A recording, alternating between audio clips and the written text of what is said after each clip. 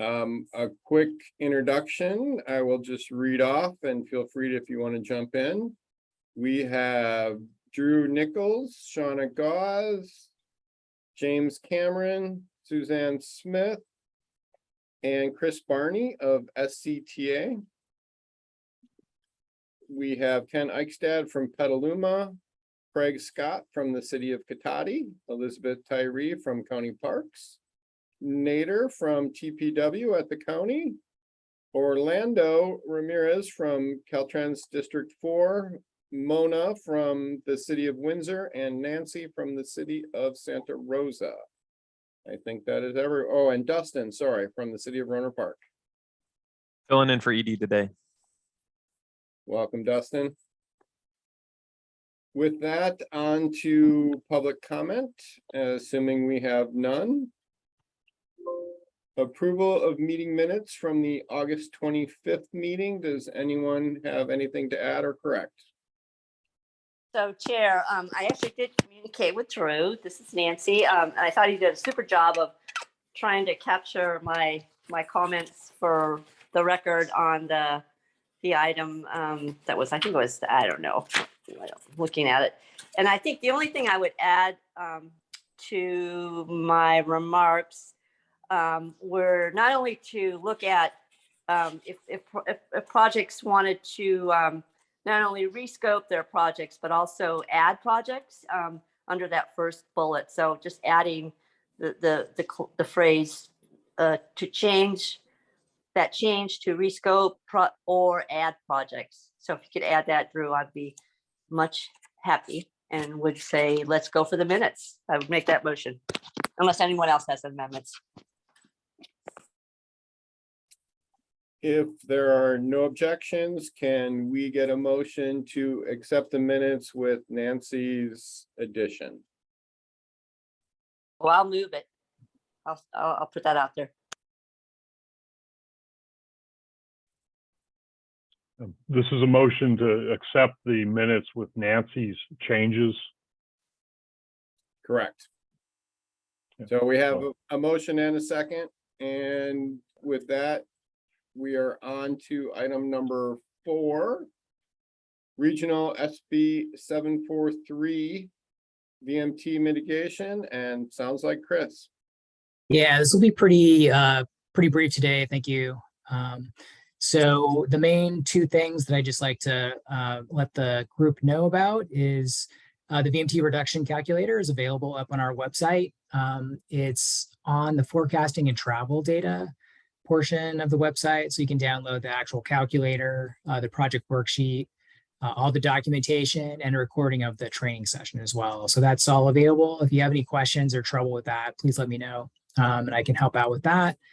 The other item I just wanted to let the group know about is the regional MTC SB 743 implementation training sessions are going well. And so one thing that MTC and ABAG have been providing is, a number of PowerPoint presentations and staff report templates and things like that. So if you haven't taken a look at those yet, there's some really good resources there. So I'll go ahead and put a link to where you can access those in the chat. And the last meeting was focused on mitigation. So good timing there. And they have some great presentation materials and some great written materials too that you can tap into if you would like to. So that's my report. Thank you, Chris. Anyone have questions? Onward. Item 5, 5.1 and 5.2, Measure M. Shauna. Chair. So invoicing obligation status is included in your agenda packet. I don't think I need to go into too much detail. This is the status report that we provide to each of the jurisdictions on Measure M, invoicing, and obligations. You have 6 months after an obligation or an appropriation to invoice us. If you can't invoice within 6 months, then you need to request an extension. Other than that, if you are nearing the end of your 6 months and you have an open appropriation, then please get those invoices in. And I would conclude it with that, Mr. Chair.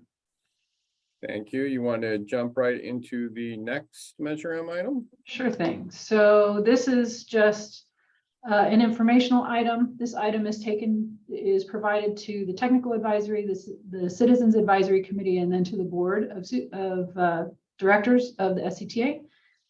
This is the status of the annual reporting letters. I am happy to report that all jurisdictions, all Measure M recipients submitted annual reporting letters on time this year. And so we will begin the process of completing our annual report.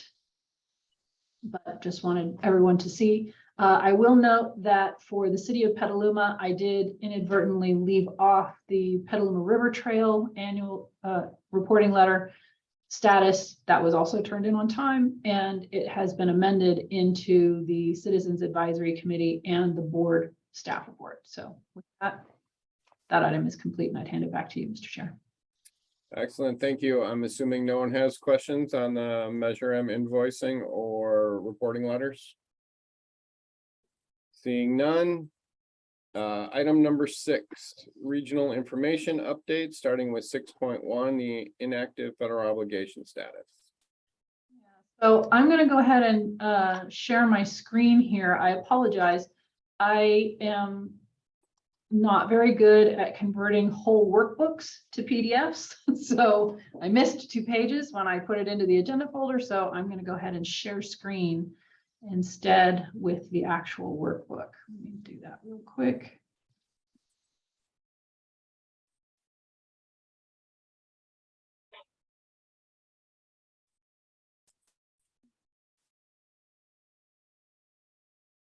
Everyone see my screen now? Yes, Excellent. you can see the full screen, Claire. Okay, so I'm gonna. So this is the federal inactive obligation report. We go through this every month. You will note in the agenda packet that the version that you have has the notes that were reported from last month. So with that, I would ask that if your status has changed, please update us. Otherwise, we will continue to carry over the status of those items that have not changed. So with that, we have a number of jurisdictions that need to report out on their inactive obligations, federal inactive obligations. And I will just run down the list, and you can just tell me you have changes or you don't. So Petaluma.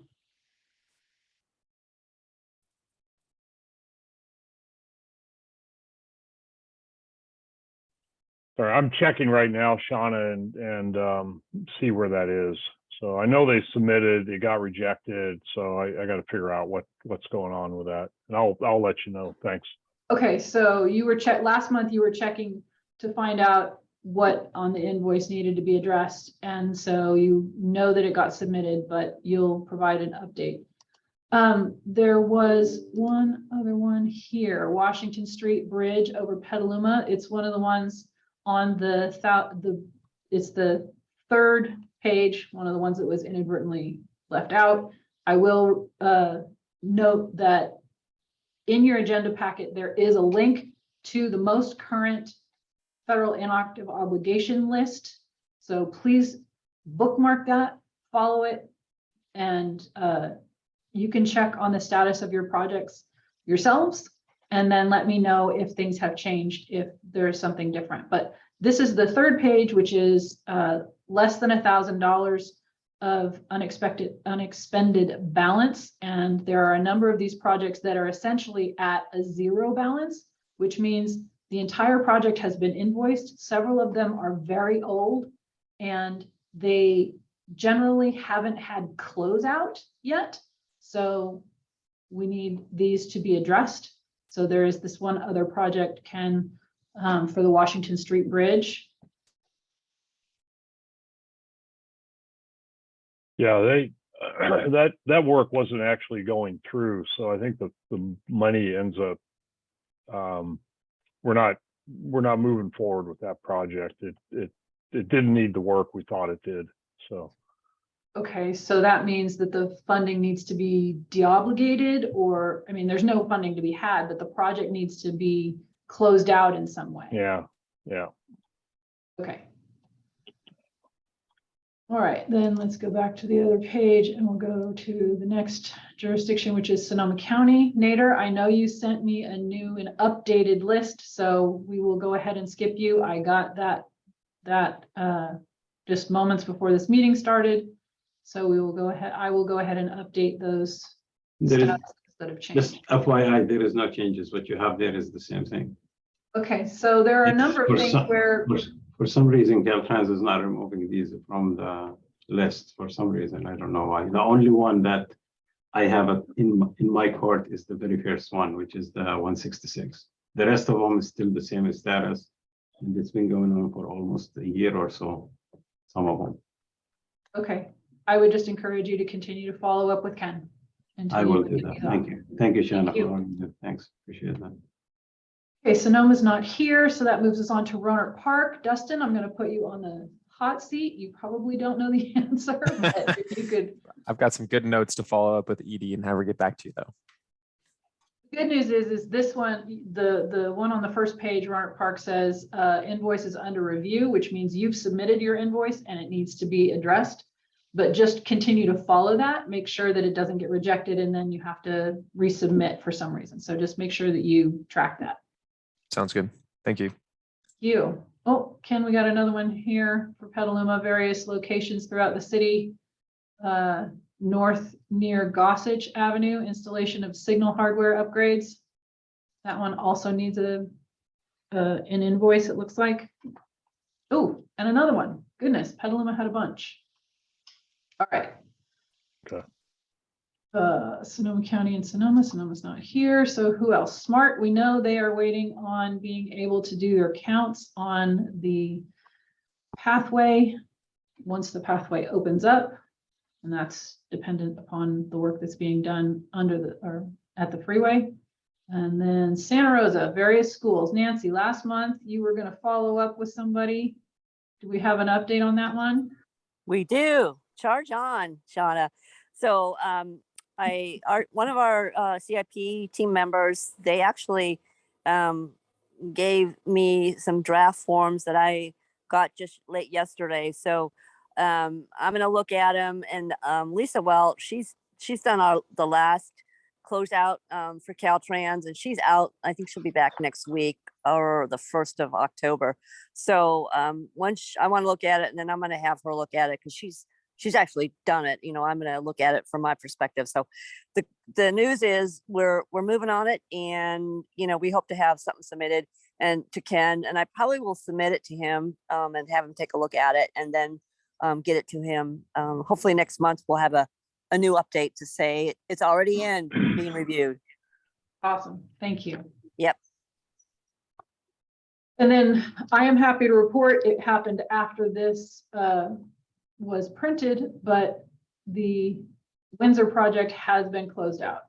So yay, one project off the list. That concludes that item, Mr. Chair.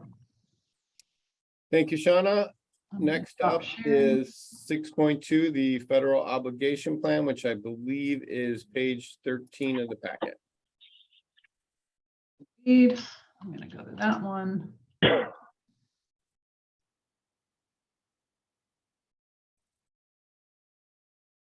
So, as we have reported the last couple of times, the MTC puts together a annual obligation plan for the federal fiscal year. They start doing this in the summer months. They put together everything that hasn't yet obligated in the current fiscal year and everything that is expected to be obligated in the upcoming fiscal year. If you obligate before the end of the fiscal year, that project comes off. Otherwise, that project will carry forward into the next fiscal year. That being the case, you will not be carried forward. If you have funds programmed, you will not be carried forward unless you confirm with MTC that you are prepared to deliver the project in that fiscal year. You should give them a yay or a nay. As far as I know, everyone has done that. So, but if you see something on this list that is inaccurate, then please let John Saley know as soon as possible. He needs to know no later than the end of this month so that he can, September 28th, actually, so that he can get that to the Policy Advisory Committee and then to the commission, and it will go to the commission next month. So if there are any inaccuracies, get with John Saley immediately. Is that item, Mr. Chair? I have one question. What is the color coding? If you like go down to the Sonoma projects, there's yellow and green. Looks like those are the AC. So for the green one, the AC conversion has moved on from Caltrans. The yellow ones are the ones that are at Caltrans. Gotcha. Okay. Anyone have any questions on that item? Seeing none, onward. 6.3, the joint local streets and roads programming and delivery work group agenda. Right, so there's a link in your packet. If you were unable to attend the meeting, there are a number of items that deserve your attention in the local streets and roads and programming and delivery working group meeting agenda packet. There are several things that I would draw your attention to. The status of your point of contact, make sure that that is current, and that if there are changes that are needed, that you coordinate with MTC and SCTA. There is a status listing of the PTAP program. PTAP is coming up again in October. You will receive a call for projects in October for the next round of PTAP. Make sure that your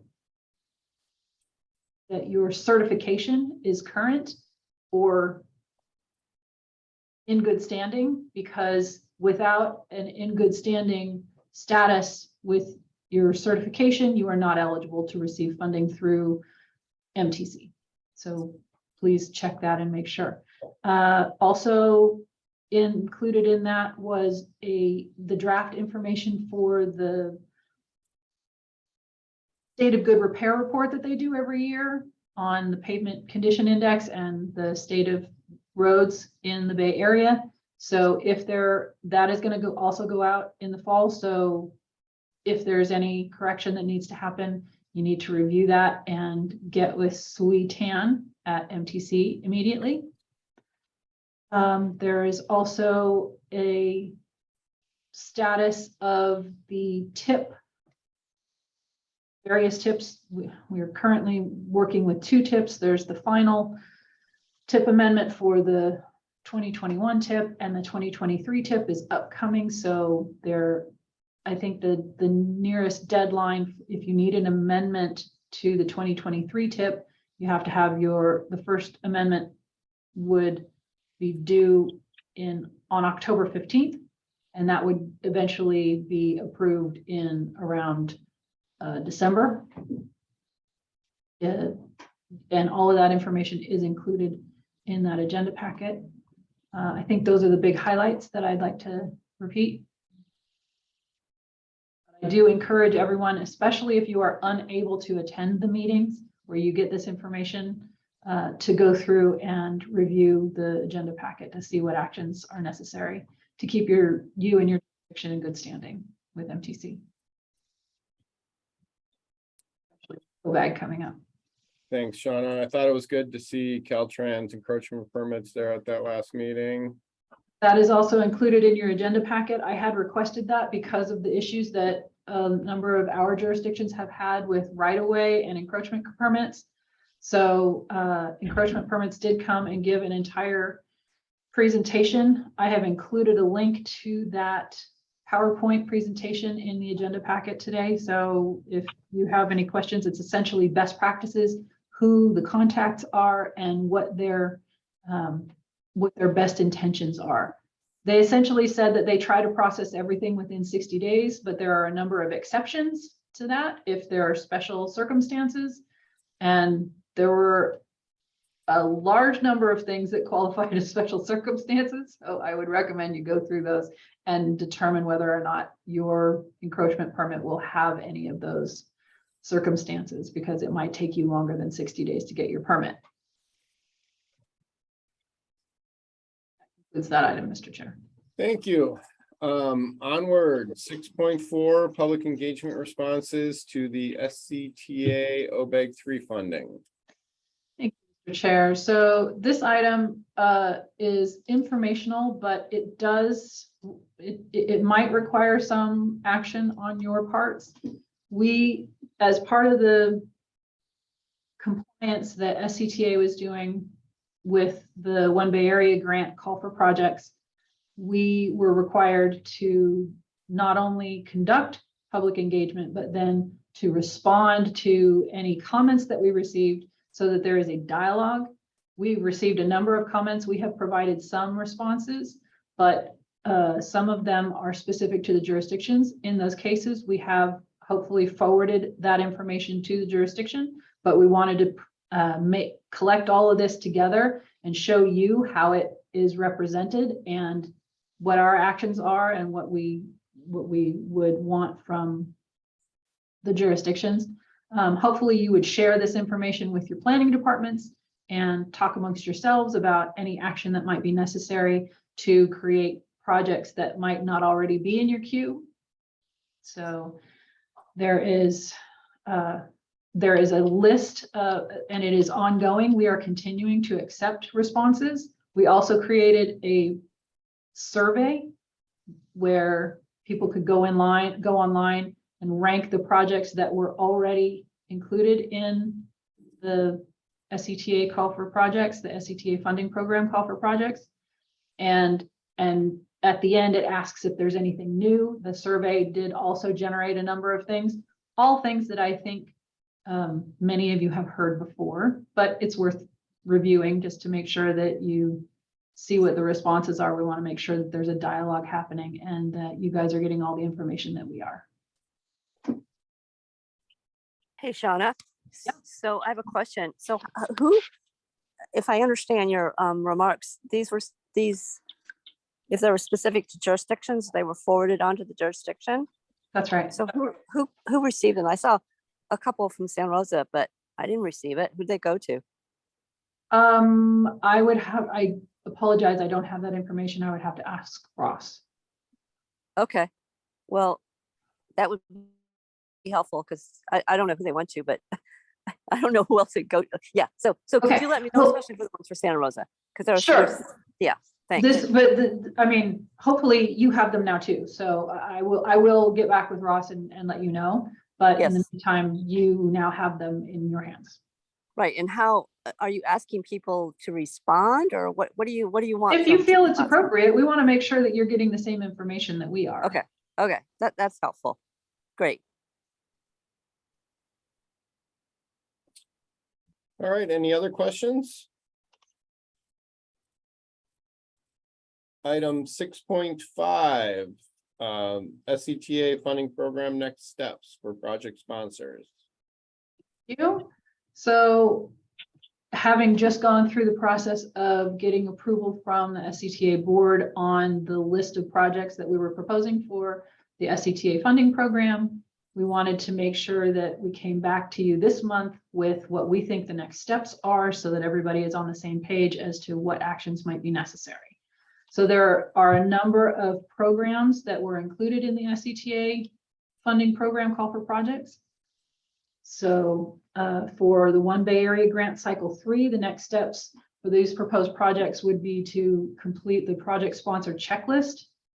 If you are proposed for an MTC application submittal, and you all heard about that last month, we have Grove Street, Roanoke Park, bicycle and pedestrian overcrossing, Hearn, downtown, Todd and Standish, Smart Path, and there's one more. Oh, there's two more for Windsor. So those applications will need to have the local agency checklist completed, and that is shown in your agenda packet. If you need a fillable copy of that, please let me know. I'll be happy to send it out to you. For the local partnership program, formulaic and competitive, hopefully we have coordinated with everyone. I believe that we are proposing formulaic funds for body and for Santa Rosa that will need immediate action because those are in the earlier years. There is another project that is proposed for local partnership formulaic funds, but I think that is in later years, so we have some time on that one. But we'll need Katati in particular will need a right-of-way certification and complete design and that sort of thing, because I believe your funding is for construction. So we'll need to get through that process so that we can submit an application. The applications are due November 14th. And then for the competitive program, the applications are due on November 29th. And we are encouraging Windsor to apply for that funding, as well as for the Go Sonoma projects that are proposed to receive Go Sonoma funding. The measure doesn't actually begin until 2025. So fund collection will take some time to develop reserves. For projects that are programmed earlier than 2025, SCTA will likely propose an intra-program loan. So with Measure M, so we'll need to coordinate on those projects, but I don't think there's anything that is proposed for Go Sonoma funds that will be happening this year. So we will continue to work with you on those projects. There are a couple of projects that are proposed to receive Measure M funds. We will need to ensure that the cooperative agreements are active and in place before any funding can transfer. Roanoke Park mitigation fees. The next step would be to enter into a cooperative funding agreement with the SCTA if you don't already have one.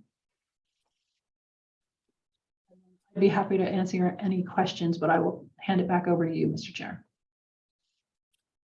I have two questions, Chair, if I could. Please. So, Shauna, I just want to make sure that, you did a shout out here on the OBAG 3 applications I think we had to reconcile the format. So I want to make sure that you got what you needed. I know this is Santa Rosa, particularly Rob was trying to bounce that around, and hopefully we got what you needed. So that's my first question. Yes. And then when is that compliance checklist due? Did you say, or did I just miss it? It's due on, actually, I think that's not due. I have to verify that.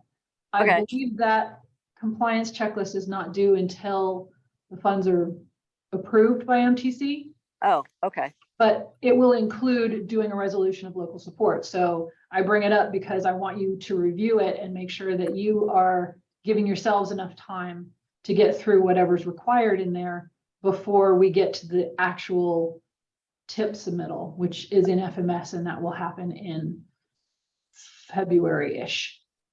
Okay. And if we just need to do one, right, for us as a jurisdiction, right? Even though we have potentially, we have 2 potential projects, right? We don't have to do one for each, I would imagine, correct? Well, you'll need 2 different resolutions. So Well, that's true. No, I got that. Yeah. But I mean, this checklist. yeah, I think it's likely, but I would review the checklist and make sure. I'm Okay. sure it says in there. Okay. Okay, just so I get that, so we look at the checklist now to make sure we can check everything off in advance of doing our resolution of local support, which won't be required until after MTC announces who's getting what money. That's correct. So as we reported last month, we submit all of our applications at the end of this month, and then MTC will take October through December to develop their own staff recommendations. They will start talking to the CTAs in December and have draft recommendations in December for us to review. At that point, we will have some idea of the amounts that are being proposed and if all the projects are moving forward. That will go to the commission in January. Once the commission approves it in January, then all of the project sponsors will need to put their projects into FMS. At the time you put your project into FMS, you will need to have a completed resolution of local support. So I would recommend that sometime between December and January, you schedule to get your resolutions on the agendas. And it's probably okay to do those resolutions of local support after we have the initial recommendation from I think MTC. so, yes. That seems fair. Yes. Okay, thank you. Does anyone else have any questions? Nope. Next up. Announcements, charge program, draft guidelines and rollout schedule.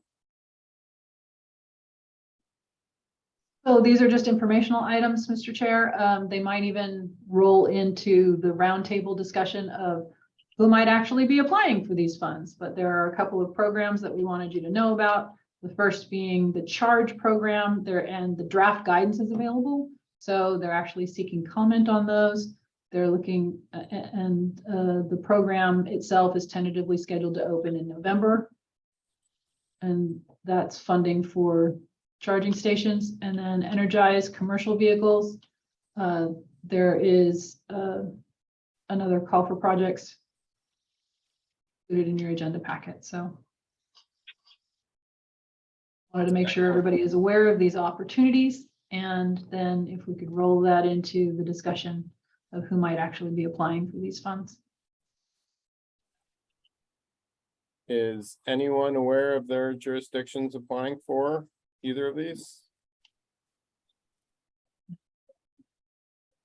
I was speaking with Edie yesterday about the charge program, and that's definitely something that we are considering to move forward our EV infrastructure. So we're going through it. I got a fresh copy of the program application guidance on my desk, tearing through it. So we are interested.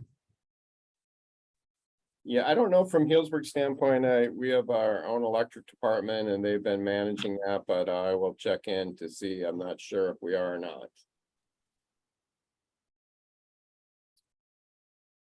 No other comments? Item number 7, the SCTA board meeting is scheduled for October 10th. Anything to add, Shauna? I don't know if Drew has the agenda, the draft agenda, but if not, that's okay. I can tell you that the majority of it is budgets. This is the time of the year that the SCTA approves all its budgets for the year. And it's been through the draft process a number of times, and this will be the final. And as I mentioned earlier, we will also be taking the status of the Measure M annual reporting letters, which is all good news this year. So yay. Excellent. On to Oh, 8. I'm sorry, Mr. Chair. Please. While we're on that topic, I should mention that the November board meeting is canceled.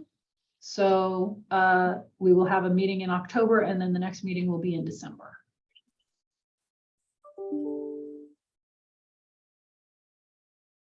The roundtable discussion, grants being pursued, bid environment, other business comments, announcements.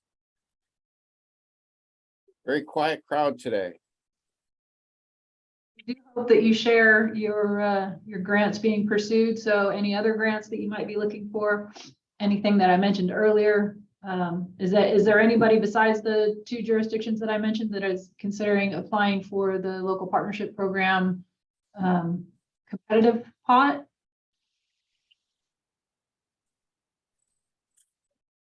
Should we be?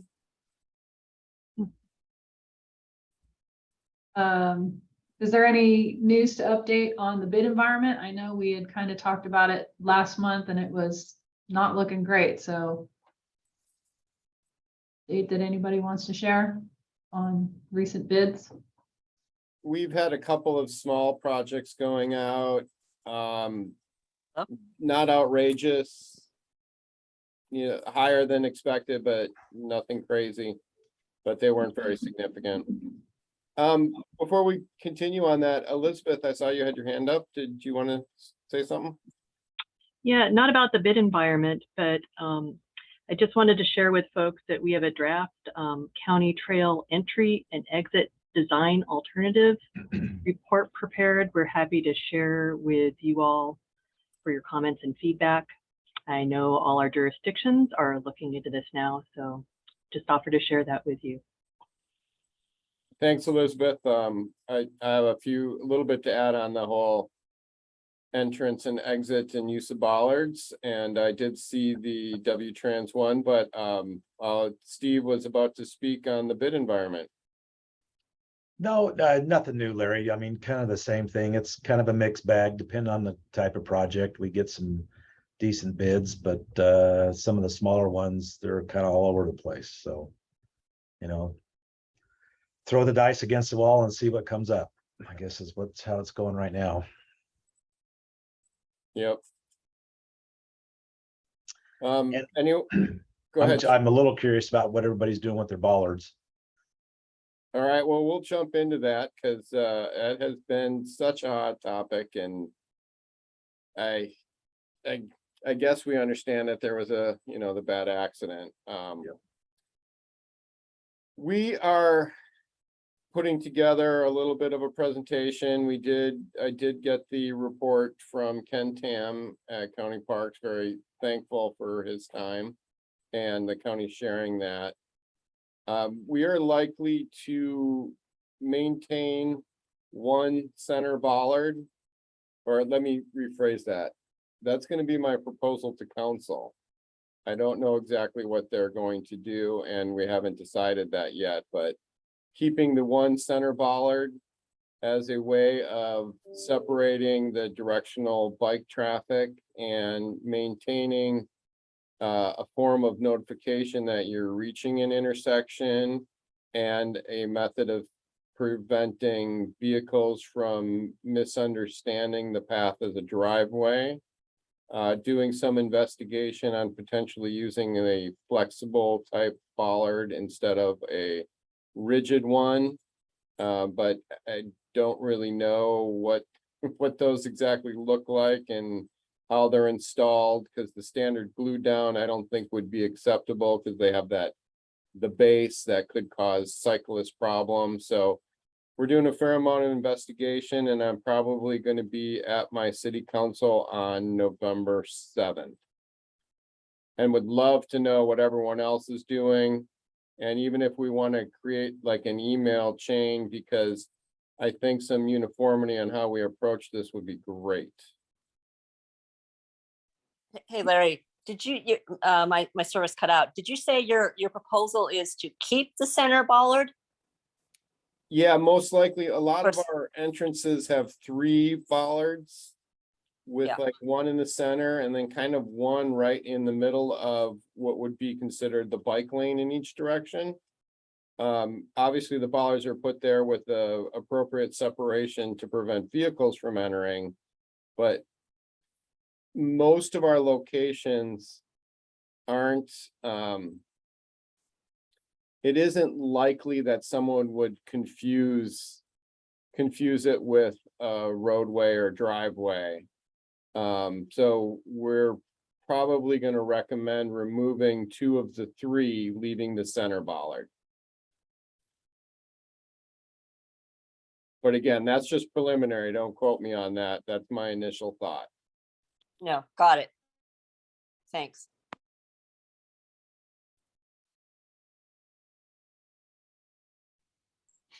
As the newer guy, I'm sure I could just ask Edie, but may I ask what happened with the bollards? Sure, there was a death in Santa Rosa. Gentleman had been on a relatively long ride from what I'm aware of, had probably passed many a bollard, and he ran into one and unfortunately died from it. And so it made the paper, and the Sonoma County Bike Coalition has really been pushing particularly the county, but other agencies as well, to pull them out. And it came as a bit of a surprise to me, but Caltrans changed their standards in 2020.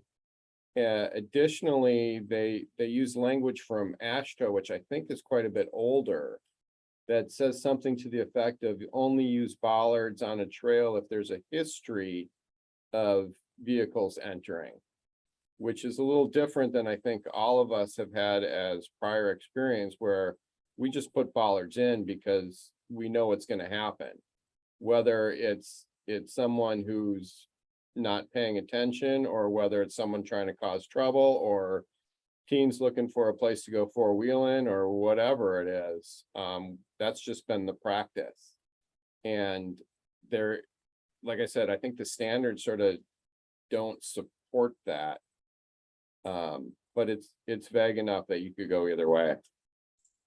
And I think it would be good, again, my personal opinion, not to speak too much on this, but if I know our councils and boards are going to want to know what others are doing, because from a cyclist standpoint, they don't care what jurisdiction they're in. They kind of deserve some consistency as well.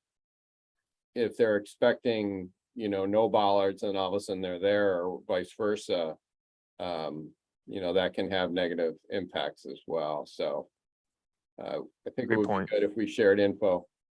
Thank you so much for that. Ken? Yeah, I fully agree. It'd be good for us to work in a consistent fashion. So I don't know how best to set it up. I mean, I don't mind taking some lead on that, or yeah, we all join each other and we want some consistency in the whole process. So fully agree and support that. And thanks for your time and effort on it. So I think, how about if we send,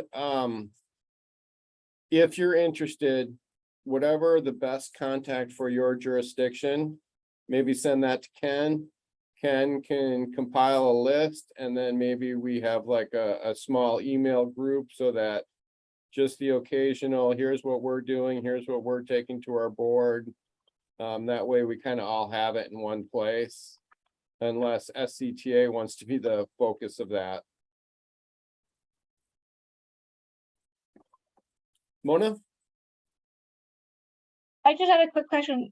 Elizabeth, she mentioned that they did a report, or is there a way you can send that out, or a link to it? I'll post. I've got a draft report that W-Trans. I've got a draft report. Yeah, that W-Trans did, and I listened to the. I guess it was last night, the bike coalition or the bike advisory meeting on it, and yeah. Okay, that'd be great. Yeah, if I may fill in for that, the county presented to the countywide BPAC last night, and Ken Tam presented for the county, and he's the one that had the report prepared by W-Trans. The date of the report is September 19th, 2022. And I'll send a copy to you, Ken. I take it for sharing with the group. Okay. And Elizabeth, are those meetings recorded? That's a good question for Stephen Schmidt, who The short answer is manages those yes. meetings. With due respect, not to cut you off, Elizabeth. Yes, I was there last night. Yes, it is recorded. Oh, they did record it. Yes, it is recorded. Okay, that'd be good. And they 'cause I have wasn't able to received some listen. suggestions actually from the audience. You could hear it as well.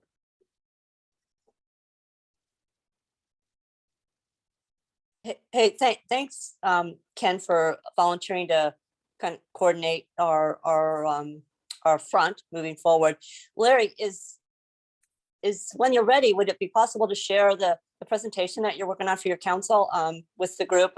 You're not going until November. I just don't know if it's in, if you're able to share or not, but if so, that'd be great to see that.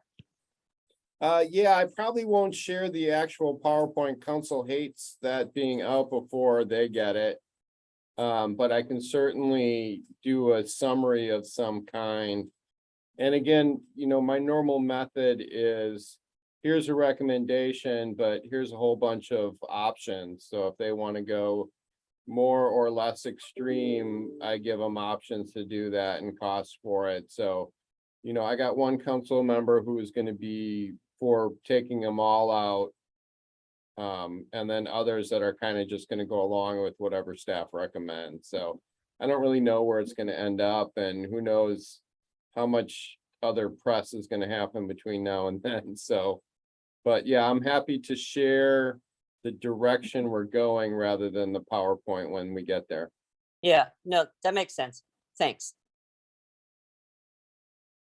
Like it might be worthwhile putting an item on or reconvening the Vision Zero committee to start talking about a countywide policy. Yeah.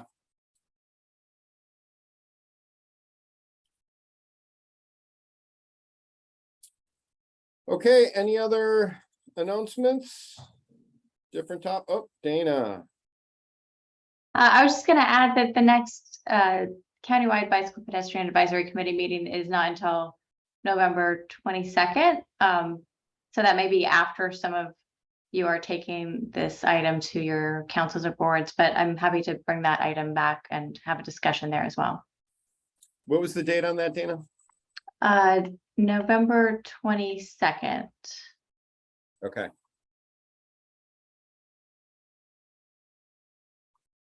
That gives me an opportunity potentially to kick this down the road a little bit.